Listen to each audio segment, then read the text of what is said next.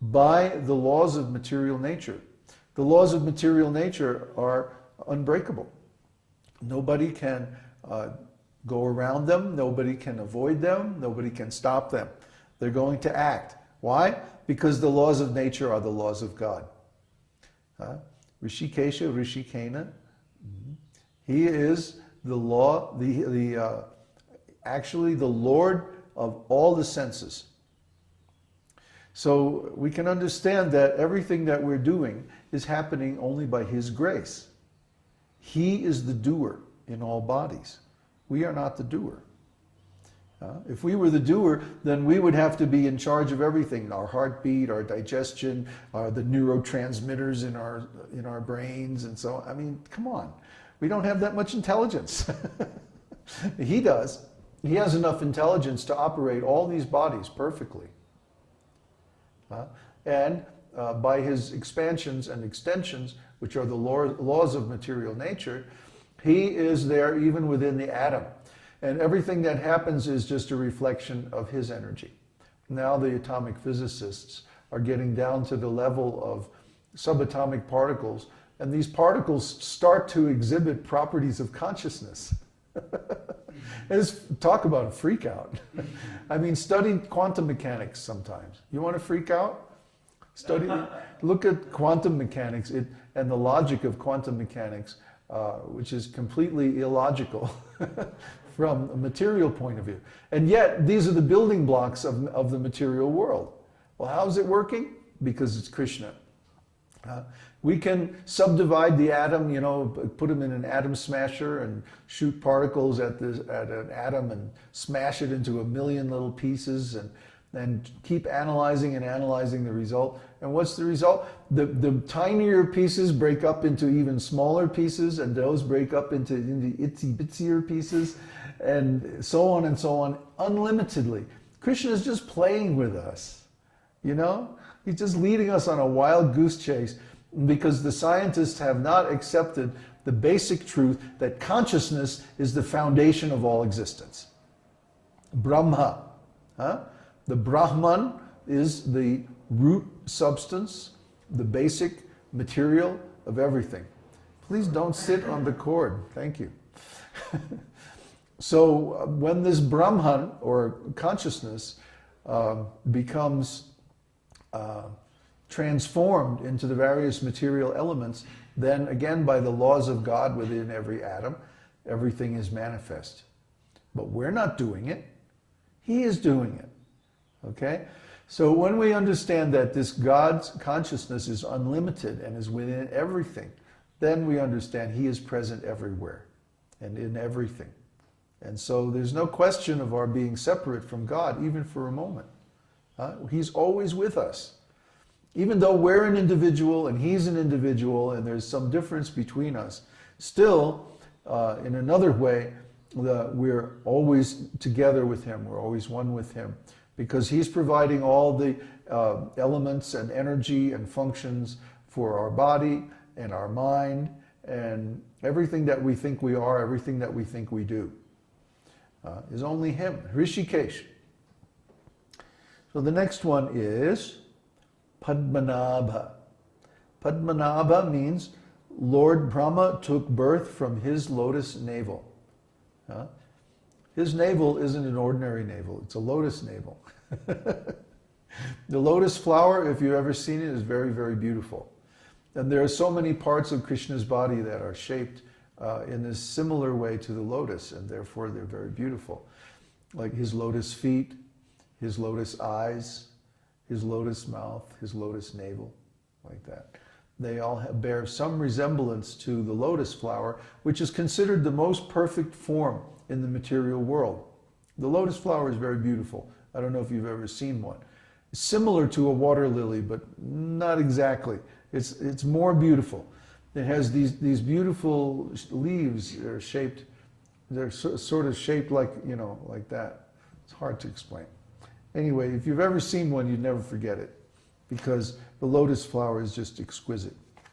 So from the lotus navel of Garbhodakshayi Vishnu grows a lotus flower.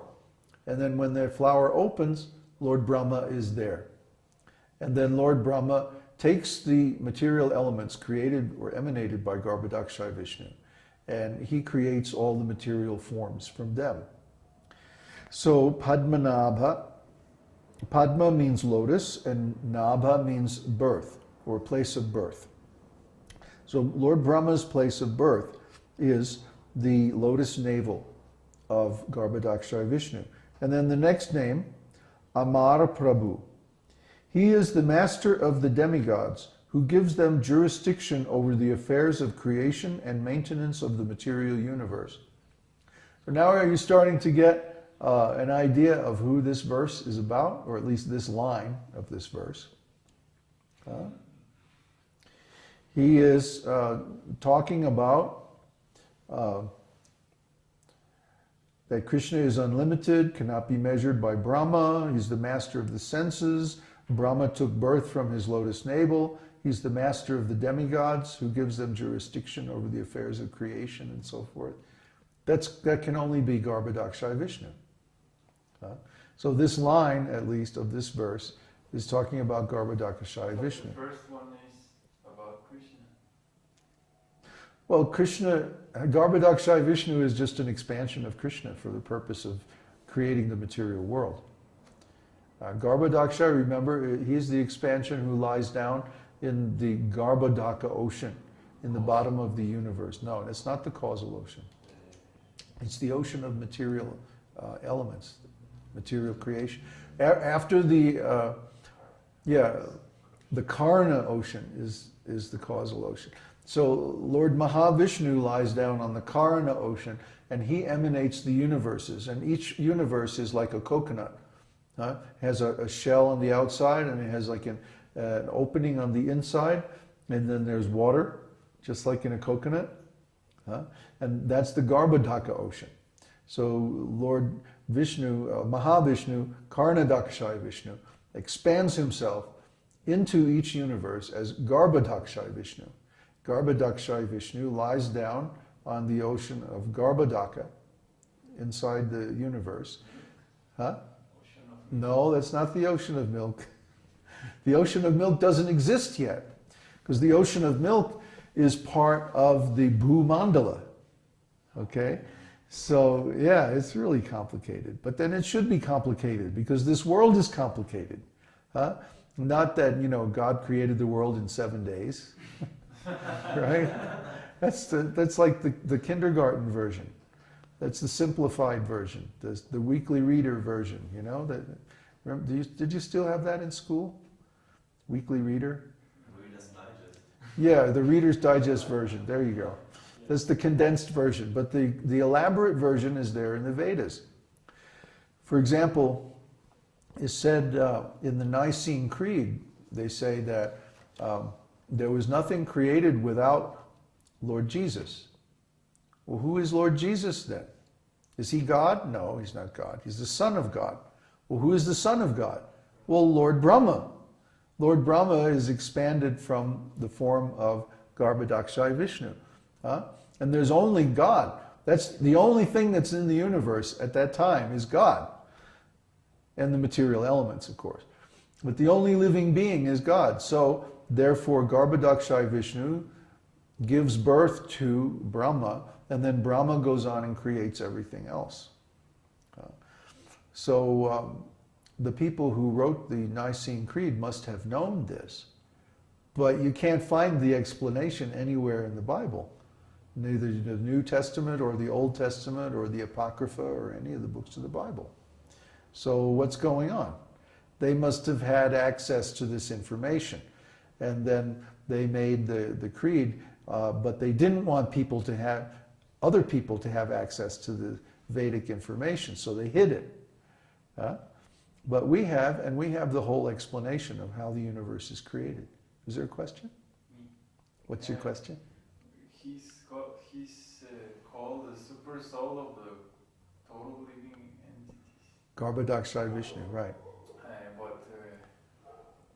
What does that mean? Because there's the super soul of every living entity, but there's the super soul of the total aggregate of the living entity. Yeah. Well, the materially conditioned living entities. Yes, yes. But You what see? does that mean to be Mahavishnu, the Mahavishnu is the Lord of the Tatastha Shakti. And the Tatastha means on the borderline. It's neither one thing nor the other, right? So the Tatastha Shakti is in between the material world and the spiritual world. And the living entities can either go into the material world or into the spiritual world. And the ones, approximately 3/4 of them choose to go into the spiritual world. But about 1/4 of the living entities go into the material world. And the ones who go in the material, spiritual world are called Nitya Siddha, because they're eternally perfect spiritually. But the ones who go into the material world